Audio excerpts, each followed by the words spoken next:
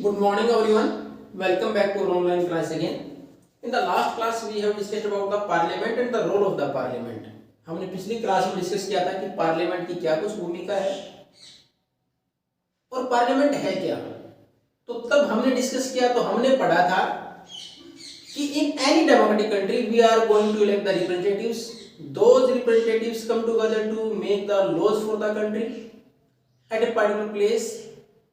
To that particular place we called parliament. In different countries it has different names. हमारे यहाँ जितने भी representative हमने चुने, हमारे प्रतिनिधि चुने, वो एक जगह इकट्ठे होते हैं देश के लिए कानून बनाने के लिए, देश के लिए जो नियम बनते हैं उनके लिए. हमारे इसको पार्लियामेंट बोलते हैं, बाकी देशों में उसके अलग नाम हो सकते हैं. मैंने कुछ एग्जाम्पल दिए थे, जैसे जर्मनी में रेक्सटैग है, रशिया के अंदर इसको डीमा बोल देते हैं, अमेरिका के अंदर इसको सीनेट बोल दिया गया. तो ये अलग अलग नाम है. अब हमारे पास नेक्स्ट है डिसीजन ले लिए गए, कानून बना दिए गए. Who is going to implement. अब इंप्लीमेंट कौन करेगा? तो इंप्लीमेंट काम किसका है? लेजिस्लेचर का काम है बनाना, जिसको हमने बोला पार्लियामेंट. जो सेंट्रल गवर्नमेंट है हमारी, जो पार्लियामेंट है वो पूरे देश के लिए कानून बनाए. हालांकि स्टेट में स्टेट लेजिस्लेचर अलग होती है, इसको हम लेजिस्लेटिव असेंबली, विधानसभा बोलते हैं. अब उसके बाद एग्जीक्यूटिव लागू करने की जिम्मेवारी है. अब एग्जीक्यूटिव हमारे पास सीधा सा है. अगर इनकी डेफिनेशन देखें, who is responsible to execute the laws made in the parliament or in legislature. विधायिका के अंदर जो कानून बनाते हैं उनको लागू करने की जिम्मेवारी एग्जीक्यूटिव की है. एग्जीक्यूटिव दो प्रकार के होते हैं. There are two types of executive. दो प्रकार के होते हैं. कौन कौन से हैं? पॉलिटिकल और परमानेंट.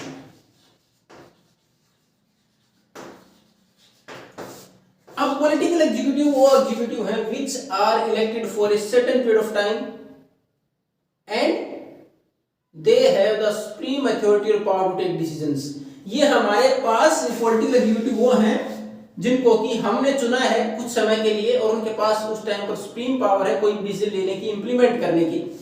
तो ये जैसे हम बात करें पॉलिटिकल एग्जीक्यूटिव की, तो हमने पहले लेजिस्लेचर की बात की तो हमने एमपी एमएलए चुने, स्टेट के लिए एमएलए, जो सेंटर के लिए एमपी चुने, उन्होंने डिसीजन लिए. उन्हीं में से जीते हुए लोगों में से कुछ एक को मिनिस्टर बना दिया जाता है, तो वो क्या बन जाते हैं? Political executive. यानी उस पार्टिकुलर डिपार्टमेंट में डिसीजन लागू करने की पहली जिम्मेवारी पॉलिटिकल एग्जीक्यूटिव की है. पॉलिटिकल एग्जीक्यूटिव कौन है? Who are elected by us and given the responsibility in the government. जिनको हमने चुना, सरकार में जिम्मेवारी दे दी गई. जैसे अलग अलग मंत्री हैं, वो सारे क्या है? पॉलिटिकल एग्जीक्यूटिव हैं.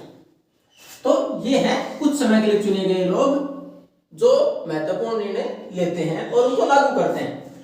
दूसरा है permanent executive. These are appointed for a longer period of time और actually not the word which is used in the appointment. It's better to write recruitment. इनका रिक्रूटमेंट होता है, नियुक्तियां होती है लंबे समय के लिए.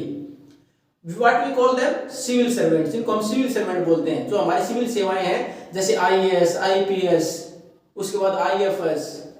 ये सारी क्या है? ये जो इसके द्वारा हमारे पास जो सेवा देने के लिए जो एग्जीक्यूटिव नियुक्त होते हैं, तो उनको हम बोलते हैं परमानेंट एग्जीक्यूटिव. क्यों बोलते हैं परमानेंट एग्जीक्यूटिव?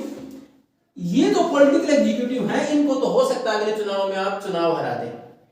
यानी हमारे यहाँ से अगर हम हमारी कंस्टिट्यूंसी की बात करें लक्ष्मणगढ़ की, तो यहाँ से गोविंद की लोटासर को हमने एमएलए चुना, उसके बाद उसको मंत्री बना दिया गया. तो it means he is political executive in the state government. अगर किसी कारणवश नेक्स्ट ईयर हो सकता है हमें उनकी नीतियां अच्छी नहीं लगी, पॉलिसी अच्छी नहीं लगी, उनके डिसीजन अच्छे नहीं लगे हो, वी कैन चेंज. हम चुनाव हार जाएंगे तो बाहर हो जाएंगे, मंत्री नहीं बन पाएंगे. लेकिन ये जो लोग हैं permanent executive, longer period of time में अभी बताया गया आपको, आप एक सर्टेन क्वालिफिकेशन के बाद, आपकी कोई भी आपने क्वालिफिकेशन अर्जित कर ली जो कि ग्रेजुएशन है भारत में, उसके बाद यूपीएससी का एग्जाम क्लियर करते हैं, उसके बाद आपकी नियुक्ति होती है. You can't be removed without any charge of corruption or any criminal record. अगर आपके ऊपर कोई क्रिमिनल रिकॉर्ड नहीं, कोई करप्शन का चार्ज नहीं, आपको हटाया नहीं जा सकता, सरकार नहीं हटा सकती आपकी. उसके केस में भी क्या है? Court is authorised to cancel your appointment. केवल कोर्ट के हाथ में है. अगर आप कहीं गिल्टी पाए जाते हैं, दोषी पाए जाते हैं, तो वो हटाया जा सकता है. अदरवाइज आपके लिए सर्टेन एज डिसाइड किया सेंट्रल गवर्नमेंट है, आइदर इट इज 58, 60, 62, 65. ये बहुत सारी जगह अलग अलग है कि कितने साल में व्यक्ति रिटायर होगा, हर जगह के अलग अलग है. तो जो एज डिसाइड की उससे पहले आपको हटाया नहीं जा सकता, इसलिए इनको बोला जाता है परमानेंट एग्जीक्यूटिव.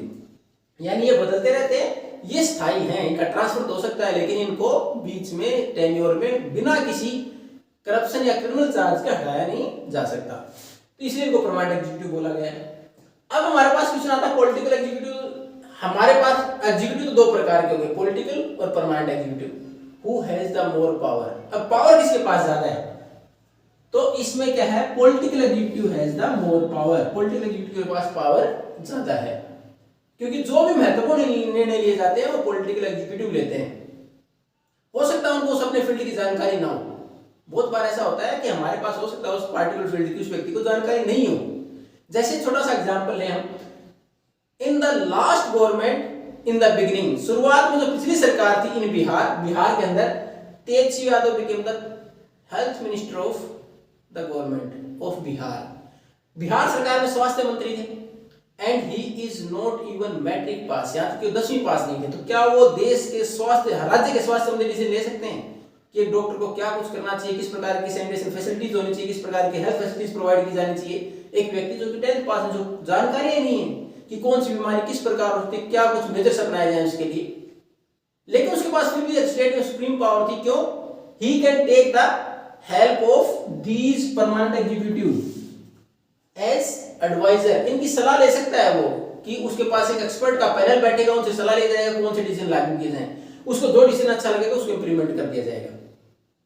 जब हमें पता उनके पास इतनी काबिलियत होना जरूरी नहीं है, होती भी नहीं है, बहुत बार कोई जरूरी नहीं है कि डिफेंस मिनिस्टर उसके पास डिफेंस की सारी जानकारी हो। राजनाथ सिंह नहीं जानते होंगे कि हमारे पास राफेल में क्या कुछ काबिलियत है, किस प्रकार हमारे युद्ध में काम आएगा, T-90 टैंक जो इंट्रोड्यूस किए गए हमारे डिफेंस के अंदर, वो किस प्रकार का, ब्रह्मोस मिसाइल का क्या कुछ काम रहेगा, कैसे उसको इस्तेमाल किया जाता है, नहीं जानते होंगे वो, लेकिन वो देश के रक्षा मंत्री हैं, उनको जानकारी लेंगे, तो डिफेंस पर्सनल है, उनसे जानकारी ले लेंगे, अल्टीमेट डिसीजन उनका होगा।